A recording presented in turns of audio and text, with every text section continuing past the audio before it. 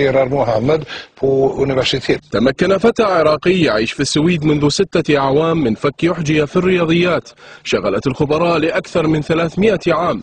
محمد التميمي البالغ من العمر 16 عاما وجد في غضون 4 أشهر فقط صيغة لتفسير وتبسيط الأحجية المسماة أرقام برنولي، وهي سلسلة من الحسابات سميت تيمنا بعالم الرياضيات السويسري جاكوب برنولي الذي عاش في القرن ال17. أنا بديت أشتغل بالمعادلة يعني بعد الحرب قبل 4 أشهر. بديت أشتغل بالمعادلة فيعني حاولت بوحدي استلفت شوية، يعني شوية استلفت كتب من جامعة دالنا للأسس، يعني أتعلم الأسس مال أعداد برنولي. فبديت بعد البداية 4 أشهر اكتشفت إنه هذا الحل نتوصلت إلى حل جديد. معلمو التميمي لم يقتنعوا في البداية بعمله، مما دعاه إلى الاتصال بأساتذة في جامعة أوبسالا وهي إحدى أعرق الجامعات السويدية ليطلب منهم التدقيق في عمله.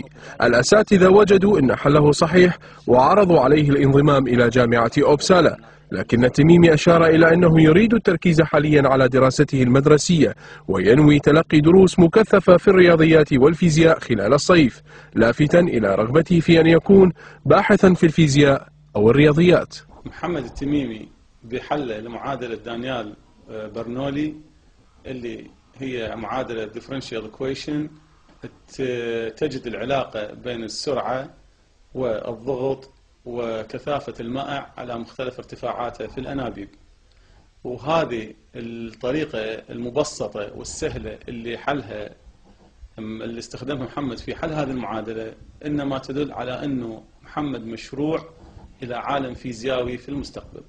إن شاء الله أنا أحاول هسه جاي أطور نفسي بمجال الفيزياء، لأن أنا هم جاي أتعلم إنجليزي وجاء أطور نفسي بالفيزياء عشان إن شاء الله أوجد شيء جديد بالفيزياء إن شاء الله. شنو طموحك؟ أكون عالم باحث رياضيات وفيزياء.